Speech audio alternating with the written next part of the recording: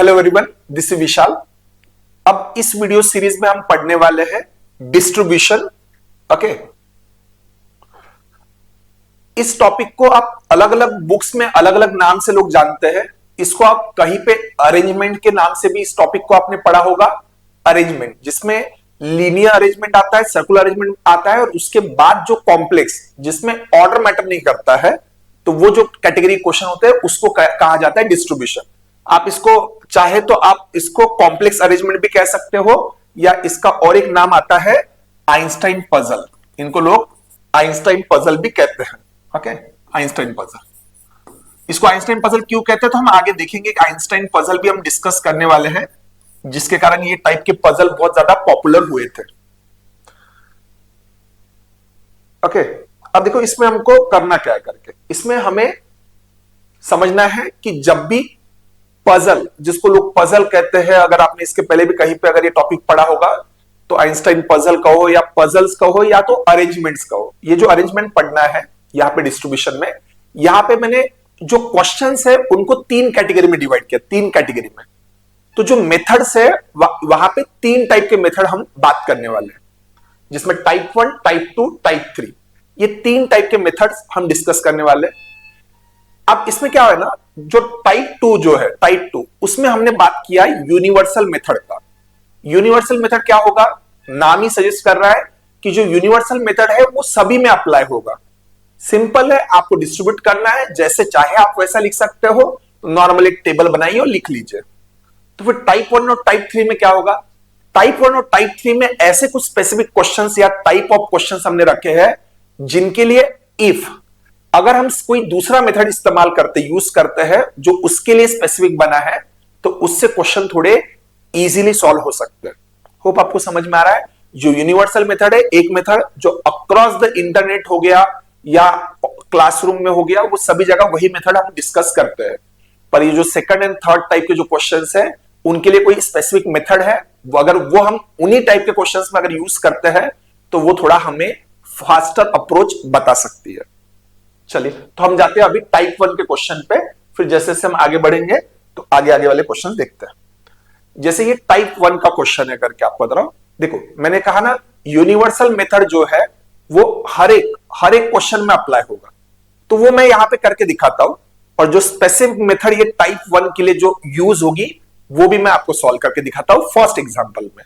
Second onward मैं सिर्फ ये टाइप के एग्जांपल के लिए जो मेथड हम यहां पे डेडिकेटली पढ़ने वाले हैं उसी को डिस्कस करेंगे। चलो, क्वेश्चन क्या कहता है, in Amravati there are 4 people ABCD, each of them has a different qualification from other, there qualifications are MBA, MCA, MTech and MA। यहां पे 4 लोग हैं, ठीक है। अब देखो, यूनिवर्सल मेथड में हम क्या करते हैं, आपको बताया कि 4 लोग हैं, तो यहां पे एक कॉलम में डेडिकेट कर देता हूं नेम के लिए, नाम के लिए। यहां पे देखो, डिस्ट्रीब्यूशन हम ये कहते हैं कि अगर जरूरत नहीं है, अगर आपको नहीं लगता कि कोई रिक्वायरमेंट है, तो नाम को फिक्स मत कीजिए। जैसे जैसे आपको डेटा मिलेगा वैसे वैसे उनके बारे में आप इंफॉर्मेशन लिख सकते हो। अगर आपने फिक्स कर दिया तो क्या उससे कोई दिक्कत होगा? नहीं। अगर आप लेट से आप नाम फिक्स कर देते, यहां A आएगा, यहां B आएगा, यहां C आएगा, यहां D आएगा।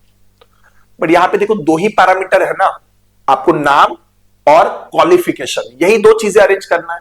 तो पैरामीटर कम है तो वहां पे ज्यादा फर्क नहीं पड़ेगा।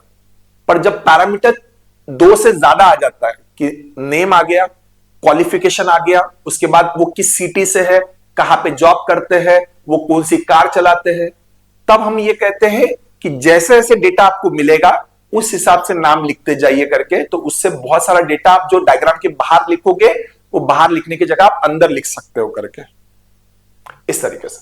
चलो, नेम हो गया, उसके बाद है डिग्री या क्वालिफिकेशन, तो हमको यही लिखना है। ये जो है इस मेथड को लोग कहते हैं यूनिवर्सल मेथड। यूनिवर्सल मतलब ये सभी में आप अप्लाई कर सकते हो, कोई ऐसा मेथड नहीं है। जस्ट की सिंपल आप टेबल बनाओ, यहां पे आप अपने नाम लिखो और क्वालिफिकेशन जिसका जो है वो उसके बाजू वाले कॉलम में निकालो फाइंड आउट करके, और वो वहां पे लिख दो। बस इतना ही है करके यूनिवर्सल मेथड में, जो कि इसी मेथड से 90% ऑफ द एग्जांपल इस चैप्टर में सॉल्व होते हैं। जो सेकंड मेथड है वैसे बहुत कम एग्जांपल रहते हैं, तो इसलिए उसको मैंने टाइप 1 के कैटेगरी में इंक्लूड कर दिया। और उनको कैसे अप्रोच करना है वो भी बात करेंगे। पहले हम ये वाला देखते हैं, ठीक है। तो अब हमको बताना है कि किसका क्वालिफिकेशन कौन सा है। अब पॉइंट देखो क्या दिया, A and C are not MBA. A and C ने क्या नहीं किया है, एमबीए नहीं किया। अब देखो यहां पे दो टाइप के डेटा गिवन होते हैं, अगर आपने लीनियर अरेंजमेंट, सर्कुलर अरेंजमेंट अगर आपने देखा होगा तो एक होता है डायरेक्ट डेटा, जो कि डायरेक्टली आपको बता देगा कि ये ए का क्वालिफिकेशन ये है, सी का क्वालिफिकेशन ये है। दूसरा होता है इनडायरेक्ट डेटा। इनडायरेक्ट डेटा क्या होता है, वो डायरेक्टली नहीं बताएगी कि ए क्या कर रहा है, वो आपको बताएगी ये क्या नहीं करेगा। तो फिर उससे आपको क्या पता चलेगा, उससे ये पता चलेगा कि ये नहीं करने वाला है, तो जो बचा है वहां से आप कुछ ट्राई कर सकते हो। तो देखो उन्होंने बोला है A and C are not MBA. A and C अगर एमबीए नहीं किया तो उनके बाजू में आपको ऐसा लिख के रखना पड़ेगा कि ए एंड सी ने क्या नहीं किया है, एमबीए नहीं किया है। तो एमबीए कौन करेगा, बी और डी में से कोई करेगा। इसे कहते हैं इनडायरेक्ट इंफॉर्मेशन। ए और सी नहीं करेगा तो एमबीए बी या डी के लिए चला जाएगा, पर हमें एग्जैक्टली नहीं पता बी और डी में से कौन आएगा, आगे पता चलेगा तब हम लिखते हैं। आगे देखो क्या दिया है, B and C are not MA. B and C ने एमए नहीं किया है, तो बी एंड सी ने एमए नहीं किया, तो देखो मैं इसके बाजू में लिख दूंगा इसने एमए नहीं किया, इसने एमए नहीं किया,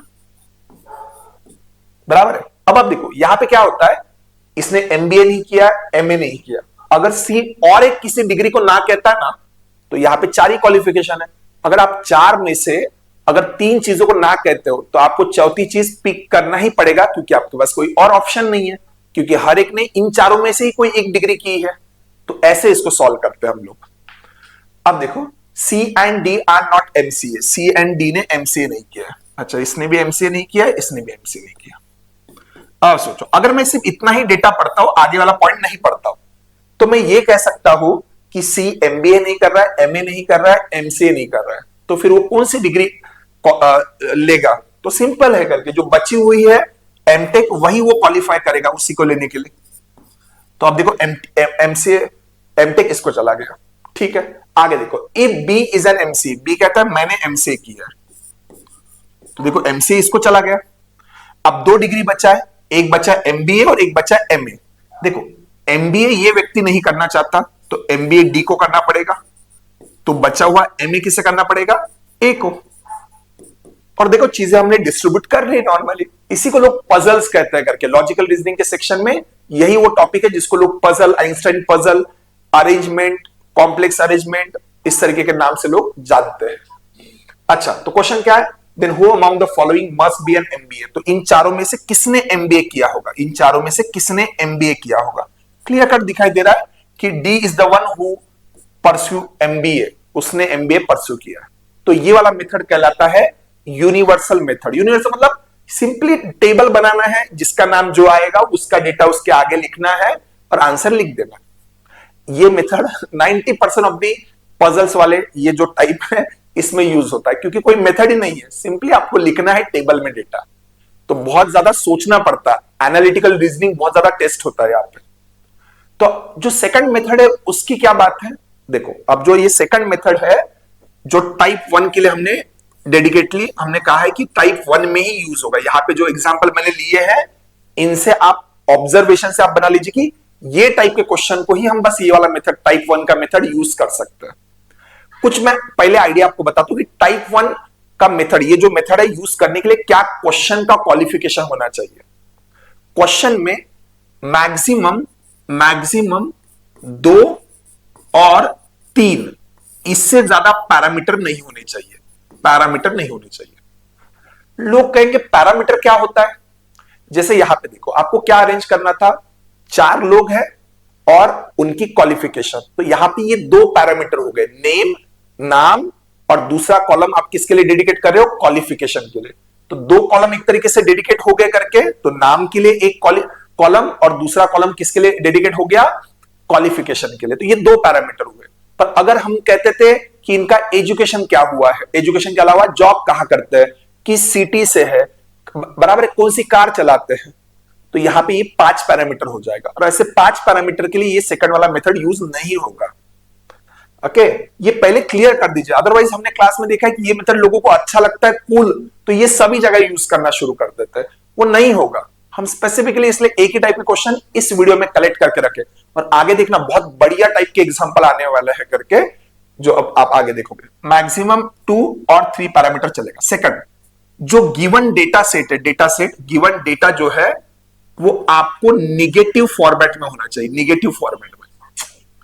तो बोलेंगे निगेटिव फॉर्मेट, मोस्टली निगेटिव होना चाहिए, मोस्टली निगेटिव होगा तो वहां पे काम आता है। या तो 2 या 3 पैरामीटर होने चाहिए और डेटा मोस्टली क्या होगा, निगेटिव में गिवन होगा, तो ये नॉर्मल मेथड से ज्यादा फास्ट काम करेगा।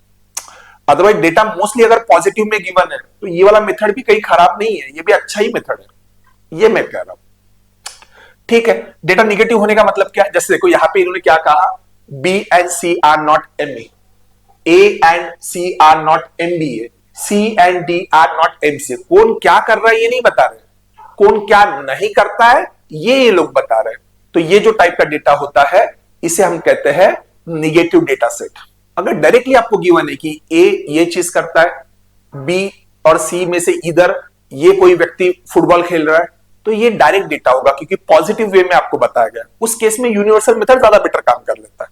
पर ज्यादातर निगेटिव डेटा गिवन है, 2 या 3 ही पैरामीटर है, तो उस केस में हम लोग क्या कहते हैं, ये जो टाइप 1 की कैटेगरी में आप उस क्वेश्चन को रख सकते हो। ठीक है, अब आप देखो सेकंड मेथड कैसे यूज होने वाला है। यहां पे आपका काम क्या है, एक आपको चार्ट बनाना है, टैली जैसा जैसे बनाते हैं ना, ऐसे एक चार्ट बनाना है। और यहां पे कितने लोग हैं, 4 लोग हैं, तो रो में आप 4 नाम लिख दीजिए, यहां पे ए बी सी डी, यहां पे 4 नाम लिख दिए। और 4 क्वालिफिकेशन है, तो 4 क्वालिफिकेशन के लिए यहां पे 4 रो बना लीजिए। देखो क्वालिफिकेशन यहां से लिखना शुरू होगा, एक का डिग्री है एमटेक, एक का डिग्री है एमए, एक का डिग्री है एमबीए और एक का डिग्री क्या है, एमसीए। अब इस मेथड में क्या होता है, इस मेथड में देखो यहां पे हमको पता है हर एक इंसान ने, जैसे यहां पे जो दिए हैं, जैसे ए ने इन चारों में से कोई एक ही डिग्री क्वालिफाई किया है, तो अगर ए ने एमटेक क्वालिफाई, एमटेक का एजुकेशन लिया है, तो ए के सामने, एमटेक के सामने यहां पे राइट टिक आएगा, बाकी सब जगह क्या होगा, क्रॉस आएगा। मतलब ए ने एमटेक किया है तो और कोई बाकी डिग्री वो कर नहीं पाएगा, तो हर नाम के सामने एक राइट टिक आना चाहिए। एक ही राइट टिक क्यों आना चाहिए, क्योंकि यहां पे इन्होंने कहा है कि हर व्यक्ति एक ही डिग्री ले सकता है। अगर 2 बोला होता तो 2 डिग्री के सामने नाम आ गया होता। इस तरीके से होप आपको समझ में आ रहा है। सॉल्व करके दिखाता हूं तो आपको थोड़ा ज्यादा बेटर समझ में आएगा। होप यहां पे फ्रेम में है। हाँ, पहला पॉइंट देखो, हमने पढ़ लिया था कि 4 लोग हैं, एबीसीडी, ये 4 डिग्री है। इन्होंने कहा A and C are not MBA, A और सी ने एमबीए नहीं किया। देखो ए ने एमबीए नहीं किया है तो ए के सामने एमबीए क्रॉस टिक होगा, सी के सामने भी क्या होगा, एमबीए क्रॉस टिक होगा। तो देखो इससे ना डेटा दिमाग में रखने से अच्छा आपके सामने पेपर पे लिखा होगा कि ए और सी ने एमबीए नहीं किया। आप लोग इससे बेहतर तो मुझे ये लग रहा है करके आपको बता रहा हूं, या मोस्ट ऑफ द एकेडमिक्स में यही एक मेथड बताया जाता है। देखो पर जब आगे जाके जब थोड़ा मैं लेंदी क्वेश्चन लूंगा ना, तो आप देखना ये वाला मेथड कैसे आपको एज देगा। लास्ट वाला एग्जांपल अगर आपको लगता है कि ये बहुत इजी है ना, लास्ट एग्जांपल डायरेक्टली वीडियो में आगे जाइए और ट्राई करके देखिए, तब आपको समझ में आएगा कि मैं इतना स्लो क्यों पढ़ा रहा हूं, अच्छे से समझा के। अच्छा, A and C are not MBA, तो ए और सी ने एमबीए नहीं किया है, ठीक है। फिर बोला है B and C are not MA, B and C ने एमए नहीं किया, बी ने एमए नहीं किया, सी ने एमए नहीं किया।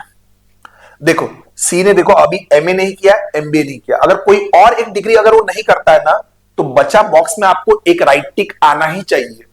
क्यों एक राइट टिक आना चाहिए करके, क्योंकि हमने पहले बोला है कि हर व्यक्ति ने एक डिग्री लिया है। अगर ये 3 डिग्री नहीं लेगा तो बचे हुए इसका उसके सामने क्या आना चाहिए, राइट टिक। यहां पे भी आपने वही चीज किया था, पर इतने सारे नाम यहां पे लिखना बहुत ज्यादा लेंदी होगा। जब 4 की जगह 8-8 नाम आएंगे ना, और 7 बार आपको ना ना ना लिखना, ये नहीं किया वो नहीं किया, तो फिर दिखना बंद हो जाता है कि क्या क्या नहीं किया है, तो क्या बचा है करके। तो ये टेबल में क्लियर कट है, ये नहीं करेगा, ये नहीं करेगा, ये नहीं करेगा, तो जो बचा बॉक्स है वहीं पे राइट टिक आएगा। ये आसानी से आप पकड़ सकते हो, इसलिए ये मेथड ज्यादा बेटर माना जाता है इसके मुकाबले। इसलिए इस टॉपिक को मैट्रिक्स अरेंजमेंट भी कहते हैं करके। मैट्रिक्स ही हो गया, एक ड्रॉ किया हमने। आगे उन्होंने कहा है C and D are not MCA, C and D ने एमसीए नहीं किया, सी एंड डी ने एमसीए नहीं किया। तो देखो सी कह रहा है मैं ये एमए नहीं कर सकता, एमबीए नहीं कर सकता, एमसीए नहीं कर सकता, तो सी को क्या करना पड़ेगा, एमटेक करना ही पड़ेगा। और देखो अभी हमने कहा था कि जैसे एक इंसान ने एक ही डिग्री किया है तो उसके रो में एक ही राइट टिक आएगा, वैसे ही एक डिग्री एक ही इंसान ने ली है। तो देखो एमटेक जैसे सी ने किया तो अब बी भी एमटेक नहीं कर पाएगा, ए भी एमटेक नहीं कर पाएगा और डी भी एमटेक नहीं कर पाएगा, क्योंकि हमने पहले कहा था हर एक डिग्री एक ही इंसान ने ली है, क्योंकि 4 डिग्री और 4 लोग हैं तो एक डिग्री एक ही इंसान को जाएगी। तो अब एमटेक अगर किसी को जा चुका है, मतलब एक कॉलम में अगर एक राइट टिक आ गया तो आपके दिमाग में जल्दी से आना चाहिए, बाकी सब क्या आना चाहिए, नॉट नॉट नॉट, क्योंकि इन्होंने बोलते वक्त एक बोला, अगर 2 कहा होता तो 2 राइट टिक अलाउड करता था मैं, आगे आएगी जैसे एग्जांपल। अच्छा ठीक है, और आगे क्या बोला है, if B is an MCA, B कहता है मैं एमसीए करूंगा, जैसे बी एमसीए करेगा तो बी एमबीए नहीं कर पाएगा, क्योंकि एक रो में अगर एक राइट टिक आया तो बाकी नॉट होना चाहिए, एक कॉलम में अगर एक राइट टिक आया तो बाकी सब नॉट होना चाहिए, क्योंकि एमसीए अगर आप बी को दिया है हमने तो ए एमसीए नहीं कर पाएगा। अब देखो ए एमटेक नहीं कर सकता, एमबीए नहीं कर सकता, एमसीए नहीं कर सकता, तो फिर ए के पास करने के लिए डिग्री क्या बची, एमए। अब एमए अगर ए करेगा तो डी नहीं कर पाएगा, और फिर देखो डी के पास क्या बचा है, ए की डिग्री बचा है, तो यहां पे राइट टिक आएगा, और देखो टेबल क्लियरली बन जाएगा। और आपको क्वेश्चन क्या पूछा गया था, who among the following must be an MBA, दिए हुए 4 नाम में से किसने एमबीए किया है, तो एमबीए किसे आएगा, डी को। होप आपको ये समझा है करके। अब जो सेकंड एग्जांपल ऑनवर्ड है, ये वाला मेथड मैं अभी नहीं लिखूंगा, जो टाइप 2 के एग्जांपल्स है उनमें यही मेथड मुझे ऑलमोस्ट यूज करना है करके, तो यहां पे हमको इस मेथड पे एक अच्छे से कमांड या होल्ड लाना है, इसलिए यही मेथड हम कंटिन्यू करेंगे आगे। अगर आपका मन है तो पैरेलल में आप ये ट्राई कर सकते हो। सेकंड एग्जांपल में माइट भी आपको इतनी जरूरत नहीं पड़ेगी, पर थर्ड एग्जांपल, इसके जस्ट बाद वाला एग्जांपल आप इसमें इससे लिख के देखिएगा, आपको खुद लगेगा कि ये ज्यादा इसके पास एडवांटेज रहता था इस मेथड के पास। होप ये क्लियर है, मैं क्लीन कर रहा हूं slate.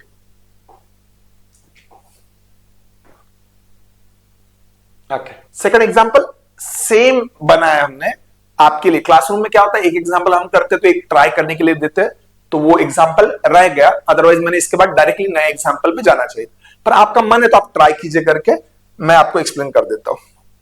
ABCD play 4 different game. अच्छा, तो अब देखो मैं कौन सा मेथड यूज करने वाले हम लोग, जो टाइप 1 के लिए जो स्पेसिफिक डेडिकेटेड मेथड था वही हम यूज करने वाले हैं। ओके, तो यहां पे एबीसीडी 4 लोग हैं, 4 different game among chess, cricket, kabaddi, और ये लोग चेस, क्रिकेट, कबड्डी एंड चौथा दिया है कैरम।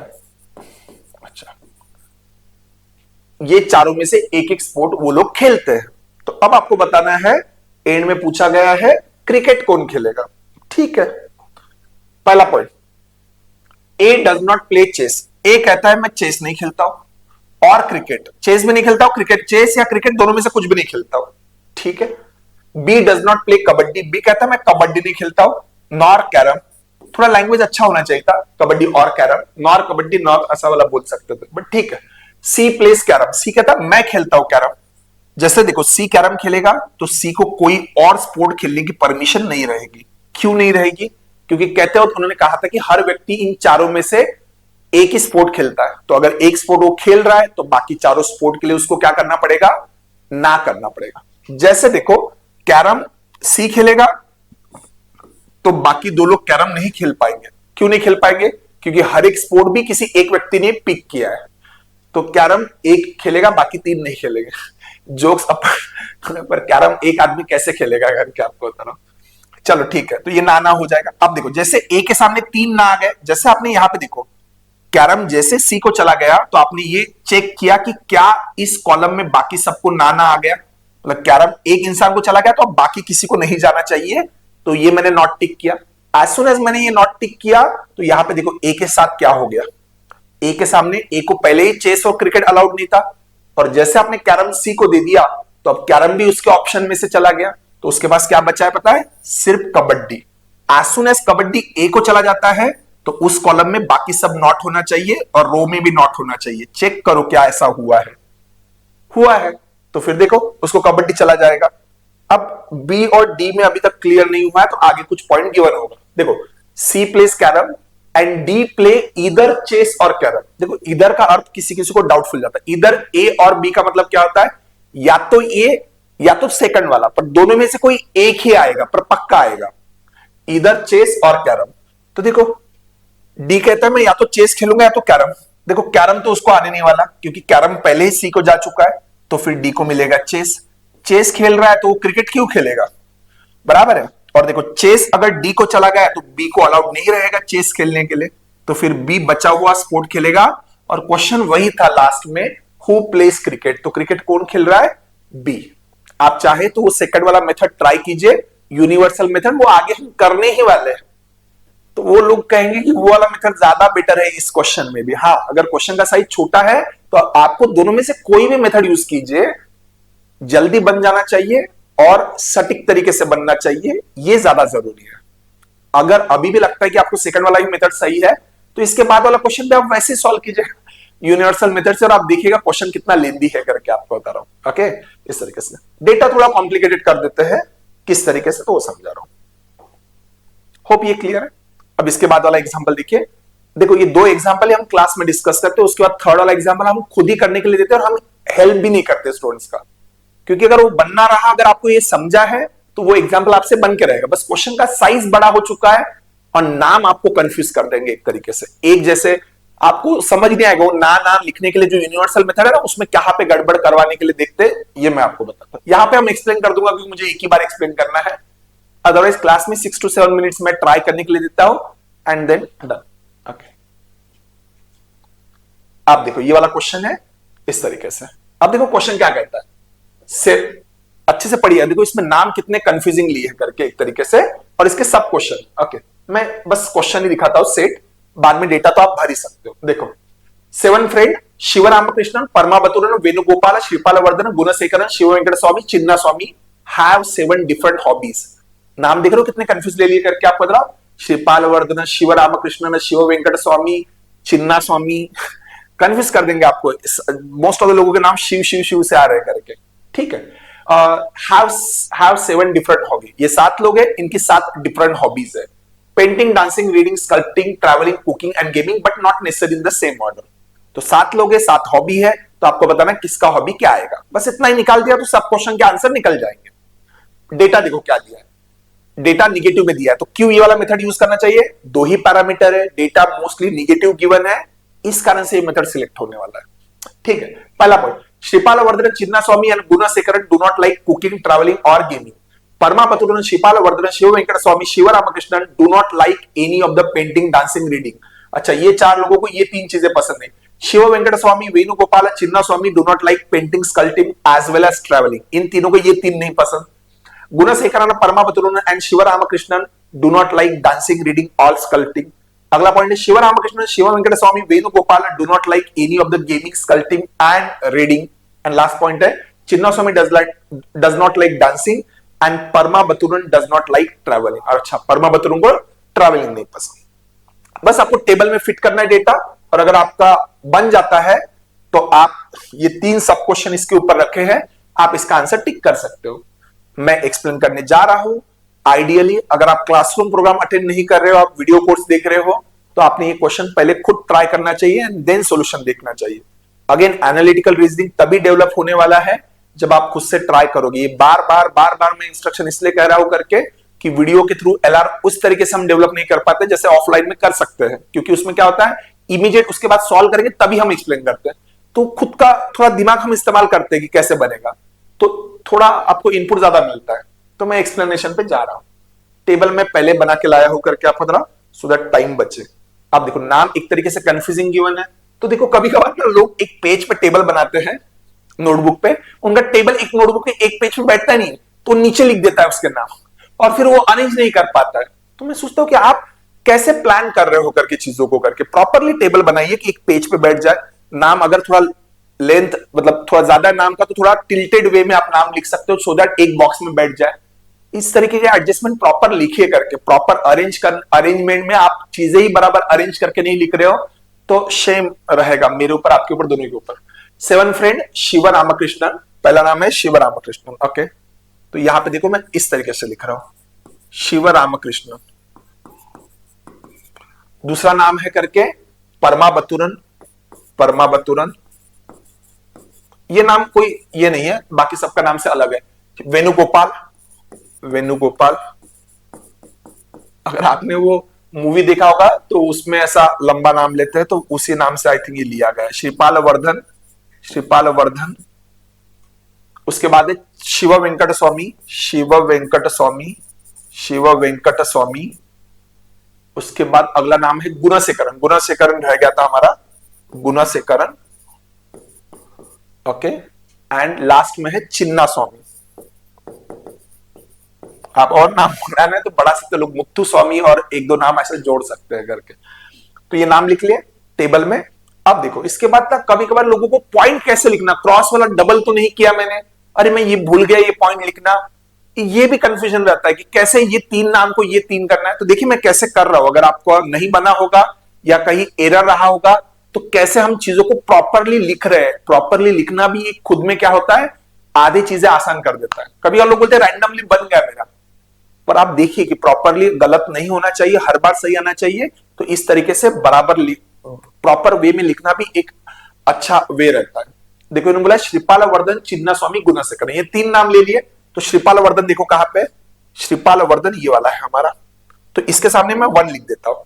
फिर उसके बाद उन्होंने कहा है चिन्ना स्वामी, यहां पे भी 1 लिख देता हूं, और वहां पे गुणशेखरन, गुणशेखरन ये वाला, ये तीन लोग हैं।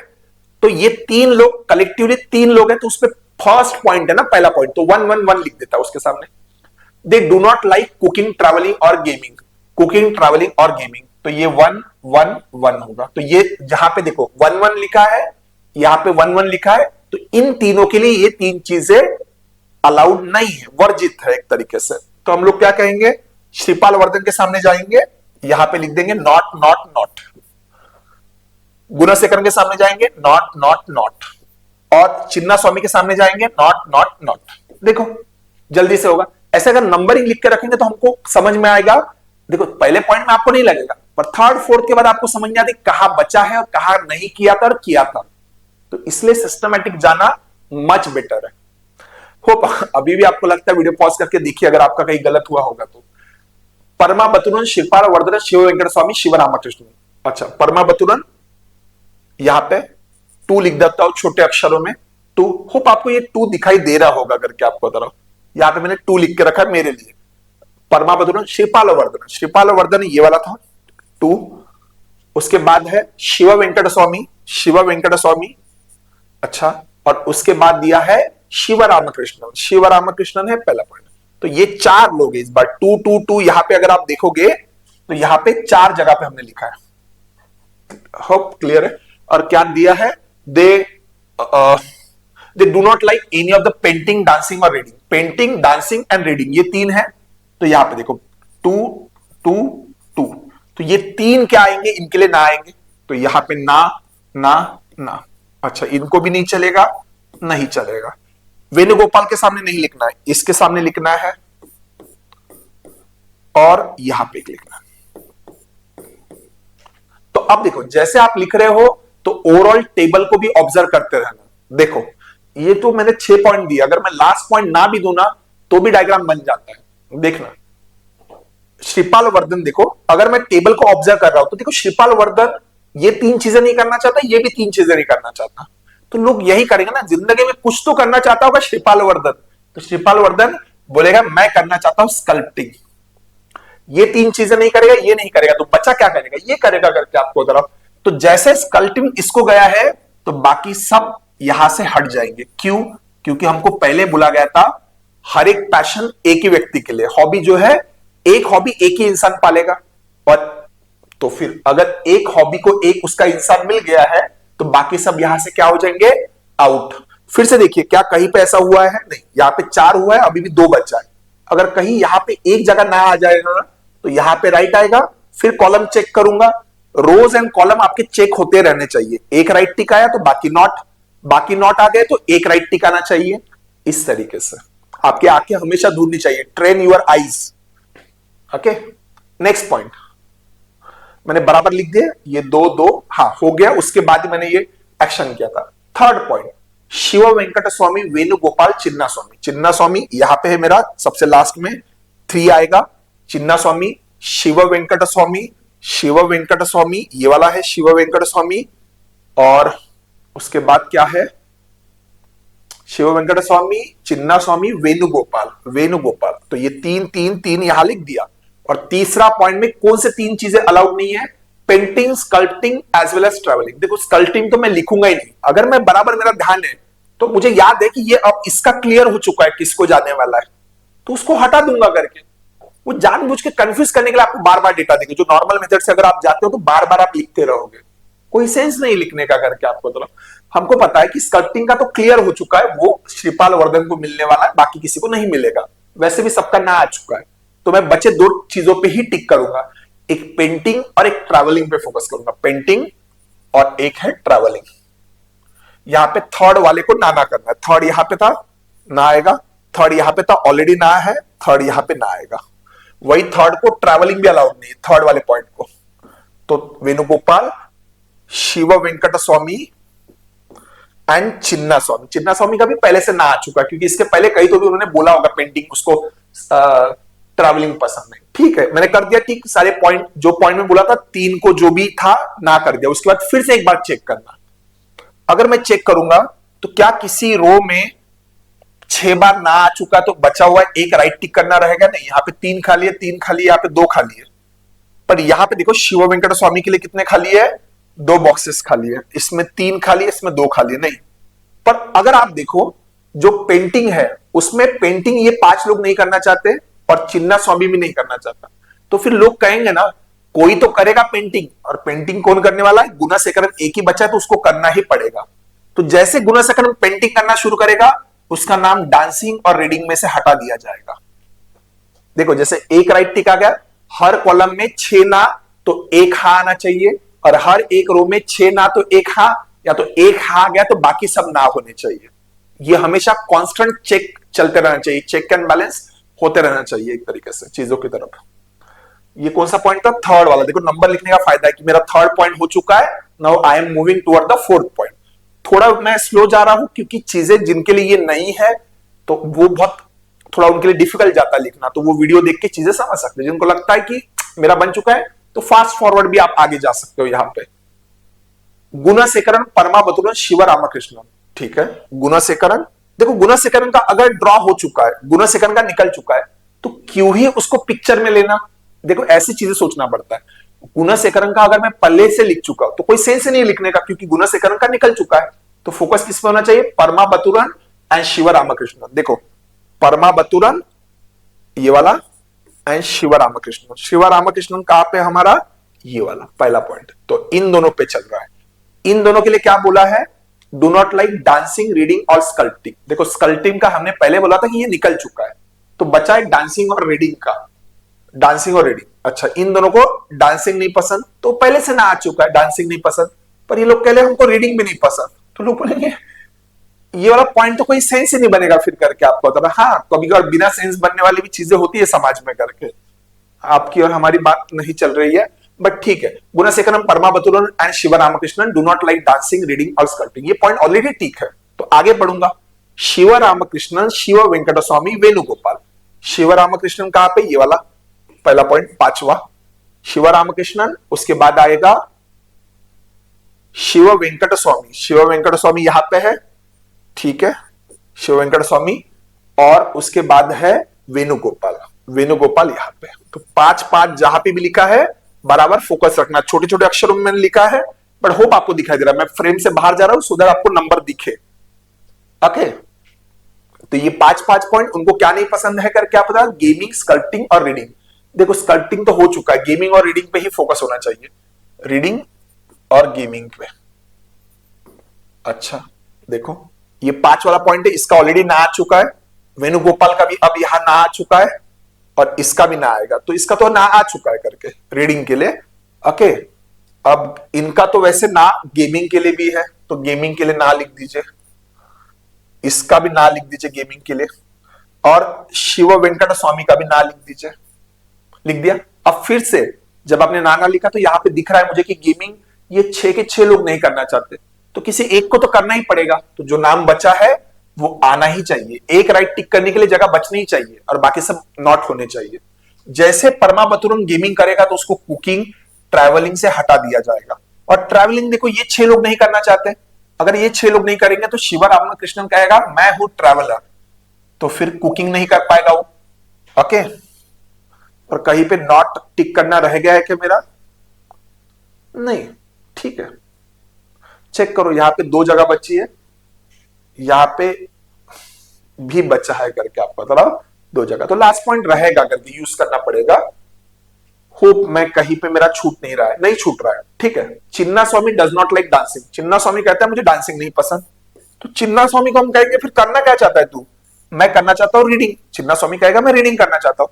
अब देखो डांसिंग ये 6 लोग नहीं करना चाहते, 4 और 2 6, तो वेणुगोपाल कहेगा मैं कर लूंगा डांसिंग, और वेणुगोपाल अगर डांसिंग करेगा तो बोलेगा मैं कुकिंग जैसी चीजें नहीं कर पाऊंगा, तो फिर कुकिंग बचा हुआ एक व्यक्ति करेगा जिसका नाम है शिव वेंकट स्वामी। होप आपको ये समझा है। सब क्वेश्चन के जवाब देना बहुत बड़ी बात नहीं है, अगर आप चाहे तो आप इसका स्क्रीनशॉट ले सकते हो आंसर के लिए, कि बाद में अगर आपको फिर से ट्राई करना है खुद से तो आप कर सकते हो। होप आपको समझा है।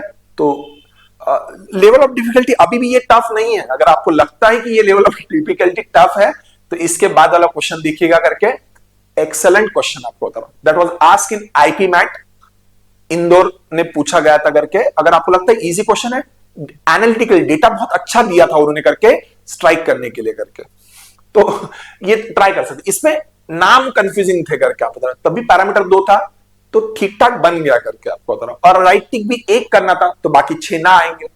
तो ऐसा नहीं कि हर रो में हमेशा एक ही राइट टिक आना चाहिए और बाकी नॉट आना चाहिए। कभी कभार ऐसा हो सकता है ना कि एक ही व्यक्ति किसी 2 दिन प्रैक्टिस के लिए जाता है मैच खेलने के लिए, मंडे और ट्यूसडे, तो उसका 2 राइट टिक आएगा बाकी नॉट आएगा, तो ऐसा भी हो सकता है। तो अगला सेट उसी के लिए है करके आपको बता रहा हूं। होप आपको ये समझा है, तो अगले सेट पे जा रहे हैं, और आपका मन है तो नेक्स्ट सेट आप पहले खुद ट्राई कीजिएगा। ओ सॉरी, ओके, मैं साइड पे हो जा रहा हूं, अगर आप चाहे तो आप इसका स्क्रीनशॉट ले सकते हो, खुद से ट्राई कर सकते हो। फोन साइज विजिबल है, वीडियो क्वालिटी आप 480 पे रख सकते हो। If you are watching it on YouTube, YouTube पे थोड़ा क्वालिटी वो कॉम्प्रेस कर देता है एक तरीके से। ओके, ये वाला मैं सिर्फ डेटा सेट रख रहा हूं करके आपको बता रहा हूं इस तरीके से। ओके, फिर से आपको क्या बताना है मैं आता हूं करके। Question says a showroom is open on all the 7 days of the week throughout the year. एक साल भर में एक शोरूम रोज ओपन रहता है, रोज ही शुरू रहता है, क्योंकि संडे के दिन ज्यादा लोग आते हैं उल्टा शोरूम में गाड़ी देखने के लिए। There are 5 employ, Alex, Baba, Kathy, Dilip, Ethan, ABCD है, who works in the showroom. अच्छा, वो शोरूम में काम करते हैं, 5 लोग एम्प्लॉय काम करते हैं शोरूम में। Every day except Sunday 2 employees are required, while on Sunday 3 employee needs to work। तो कभी कभार इसका इंग्लिश गलत मत पढ़ लीजिएगा, इन्होंने बोला हर दिन 2 एम्प्लॉय लगते हैं सिवाय संडे के, संडे के दिन 3 लगते हैं क्योंकि ज्यादा लोग आते हैं विजिट के लिए, तो ठीक है। तो देखो मंडे के दिन 2 एम्प्लॉय आएंगे, तो जो 2 एम्प्लॉय आएगा उसके सामने 2 राइट टिक आएगा, बाकी सब क्या होगा? नॉट। हर दिन 2 लोग चाहिए ना, तो मंडे को अगर ए और बी आ गया तो सी डी ई क्या हो जाएगा? ना ना ना हो जाएगा, इस तरीके से। तो every employee work for 3 days in a week, और इन्होंने कहा है हर एम्प्लॉय 3 दिन काम करता है। देखो 3 दिन काम करेंगे तो उनका 12 आवर्स का ड्यूटी हो सकता है, अगर आप ऐसा उनकी जिंदगी देख के ऐसा खुश हो रहे होंगे तो करके। Every employee work for 3 days a week, हर एम्प्लॉय 3 दिन आता है। तो देखो एलेक्स के नाम के सामने जब 3 राइट टिक होंगे तो 4 दिन क्या आएगी? छुट्टी आएगी हफ्ते में 4 छुट्टियां, 3 राइट, मतलब नाम के सामने एक रो में यहां पे देखा जाए तो 3 राइट टिक आने चाहिए और 4 बार ना आना चाहिए। तो ये आपके मन से अगर आपने ऐसा अजम्पशन बना लिया होगा कि हर रो में 1 राइट टिक और बाकी ना होता है, ऐसा नहीं है। यहाँ पे 3 दिन उसका ड्यूटी है, तो 3 दिन राइट आएगा, 4 दिन ना आएगा, क्योंकि 4 दिन छुट्टी रहेगी। और हर दिन डे के हिसाब से देखा जाए तो हर दिन में 2 राइट टिक आएंगे, 2 राइट टिक, और बाकी 3 क्या आएगा? ना ना ना, सिवाय संडे के लिए, संडे में 3 राइट टिक आने चाहिए। तो बस आपको बताना है कौन किस दिन आया था और किसका पेयर किसका बनेगा ड्यूटी का हर दिन। अब ये 4 ही पॉइंट गिवन है। अगर आपको लगता है कि सेट इजी है करके, क्लासरूम में हमने देखा आउट ऑफ एवरी 10 स्टूडेंट 7 लोगों का ये नहीं बनता है, 3 लोगों का ही ये डुएबल है, तो 30% ही चांस है ये बनता है लोगों का करके 7 to 8 मिनट में। टाइम लिमिट भी देते हैं हम लोग करके, तो आप 7 और 8 मिनट में अगर बना पाए तो एक्सलेंट, बहुत बढ़िया हुआ आप करके काम में, पर नहीं बनता है तो फिर सोल्यूशन देखिएगा करके। और बहुत जब क्लासरूम में हम ऐसे सेट डिस्कस करते हैं ना, बहुत छोटे छोटे डाउट आते हैं करके आप बता रहा हूं, मैं भी सोचता हूं कि इसका जवाब मैं क्या दूं करके आपको बता रहा हूं। मैं एंड में बता, थोड़ा बाद में बताता हूं पॉइंट। पहला point, every employ works on 2 consecutive day while the third day is not consecutive. हर एक एम्प्लॉय 2 दिन काम करता है कंसेक्यूटिव, मतलब आज आया कल आया 2 दिन आया, फिर अगला मेरा थर्ड दिन कंसेक्यूटिव नहीं होगा। मतलब लेट से मैं मंडे ट्यूसडे आ गया तो वेंसडे आऊंगा ही नहीं, पर 2 दिन कंसेक्यूटिव होने ही चाहिए। 3 ऐसे नहीं कर सकते, एक दिन आओगे एक दिन छुट्टी, एक दिन आओगे एक दिन छुट्टी और एक दिन आओगे, ऐसा नहीं होगा। कोई 2 दिन आपके कंसेक्यूटिव होने चाहिए और तीसरा दिन नॉट कंसेक्यूटिव होना चाहिए, ठीक है। ओके, तो याद रहेगा मुझे 2 consecutive day, okay 2 consecutive day होना चाहिए एंड थर्ड जो है नॉट कंसेक्यूटिव, ठीक है। दिमाग में रखना पड़ेगा मुझे, इससे मैं कुछ टिक नहीं कर पाऊंगा। अगला point, Alex and Dilip work together on Tuesday and Wednesday. देखो डायरेक्ट डेटा गिवन है, ये 2 लोग ट्यूसडे एंड वेडनेसडे के दिन आपको बता रहा हूं साथ में काम करते हैं। तो एलेक्स और Dilip, A and D, Tuesday and Wednesday. Alex आएगा, एलेक्स आएगा, दिलीप आएगा, दिलीप आएगा। तो उस दिन क्या होगा, बाकी सब लोग छुट्टी पे जाएंगे, क्योंकि हमें पता है हर दिन क्या होने वाला है करके, हर दिन 2 ही लोग आने वाले हैं एक्सेप्ट संडे के लिए। संडे के दिन 3 लोग आएंगे, अगर 2 लोग आ चुके हैं तो बाकी 3 दिन उस दिन छुट्टी पर रहेंगे। अब इससे मैं ये भी बता सकता हूं इसके पहले वाले पॉइंट को कनेक्ट करके कि कोई भी व्यक्ति 2 दिन कंसेक्यूटिव आता है and third day is not consecutive, तो मंडे के दिन एलेक्स नहीं आ सकता, क्योंकि अगर आ गया तो इसका मीनिंग क्या होगा बताएं, 3 दिन की ड्यूटी थी उसकी और तीनों दिन कंसेक्यूटिव हो जाएंगे, एक के बाद एक के बाद एक, हेक्टिक हो जाएगा। और इसके बाद भी नहीं आ सकता, अगर यहां पे भी अगर वो आ गया तो उसके 3 दिन कंसेक्यूटिव हो जाएंगे। इसका भी सेम होगा, मंडे एंड वेंसडे वो नहीं आ सकता। यहां तक आपका जरूर बना होगा। और किसी को लगता है यूनिवर्सल मेथड ट्राई करना है, ट्राई कर सकते हो आप लोग, ओके। फिर मत कहना कि मेरा बन नहीं रहा, ओके। ये मैंने लिख दिया। देखो मेरी गंदी आदत क्या है पता है, यहां तक मैंने पढ़ लिया, आगे का मैं पढ़ता ही नहीं हूं, कभी कभार भूल जाता हूं। ऐसा नहीं होना चाहिए, बार बार जब आप पॉइंट पढ़ रहे हो ना, आगे वाले पॉइंट पे जाने से पहले फिर से चेक करना कुछ डेटा छूट तो नहीं गया है करके। मोस्ट ऑफ द टाइम अगर कोई अलार्म सेट नहीं बनता है तो 2 ही चीजें रहती है, या तो कोई पॉइंट गलत पढ़ लिया है या तो कोई पॉइंट छूट गया है करके। मेरे केस में यही होता है, 90% केस में अगर मेरा बन नहीं रहा तो यही 2 पॉसिबिलिटी रहती है। While the other working day differ for them, देखो इसका मतलब क्या है, एलेक्स और दिलीप कहते हैं कि देखो सर हम दोनों ना मंगलवार बुधवार साथ में काम करेंगे, पर जो तीसरा दिन हमारा काम का रहेगा ना उसमें आप हमको साथ में मत रखिएगा, क्यों, हमारे पास जितनी बातें हैं हफ्ते भर की करने के लिए इन 2 दिनों में हो जाती है। तो जो थर्ड डे है वो हमको किसी और के साथ पेयर कीजिएगा, पर हमको सेम डे पे मत रखिएगा, सेम डे पे मत रखिएगा। अच्छा ठीक है, मतलब जहां पे भी लेट से एलेक्स यहां पे आ गया तो यहां पे हमें पता है दिलीप को नहीं लाना है, ठीक है। तो यहां पे ये 3 दिनों में से कहीं एक जगह एलेक्स आएगा, एक जगह दिलीप आएगा, दोनों एक ही साथ में काम पे नहीं आएंगे, ठीक है, ओके चलेगा। अब देखो इससे ना लोग कभी अगर गलत इन्फर क्या करते हैं, फिर एलेक्स दिलीप संडे को नहीं आएंगे कहते हैं। अरे क्यों नहीं आएगा, संडे को नहीं आएंगे क्योंकि दोनों आ गए, दोनों साथ में नहीं आ सकते, तो फिर बच्चे 3 लोग आने चाहिए। अरे एलेक्स दिलीप दोनों साथ में नहीं आएंगे, उनमें से कोई एक तो आ सकता है ना, एक आ गया और बाकी 2 लोग अगर आ गए तो उसके साथ पेयर करने के लिए, तो गलत इंटरप्रेट मत कीजिएगा। आगे जा रहे हैं हम लोग। Neither Baba nor Cathy work with Alex on any day. देखो ये पॉइंट मैं लिख के रखता हूं कि अब जहां पे भी एलेक्स आएगा वहां पे अब दिलीप नहीं आना चाहिए, या दिलीप कहीं पे आ गया तो एलेक्स को मैं वहां पे ना कर दूंगा। ये छोटा सा पॉइंटर है जिसके कारण पूरा डायग्राम रुका होगा कुछ कुछ लोगों का। क्लास में हमने देखा है 10 में से जो 7 लोग हैं उनमें से 3 लोग इसी पॉइंट पे रुके रहते हैं कि एलेक्स जहां पे आएगा दिलीप को वहां ना करना था, वो रह गया, ठीक है। Neither Baba nor Cathy work with Alex on any day. अच्छा, बाबा और कैथी कहते हैं कि हम किसी के साथ भी काम करेंगे, इस एलेक्स के साथ काम नहीं करेंगे करके, मर जाएंगे पर एलेक्स के साथ काम नहीं करेंगे, ठीक है। अब देखो बाबा और कैथी कब आ सकते हैं, देखो बाबा और कैथी के ये दिन बचे हैं।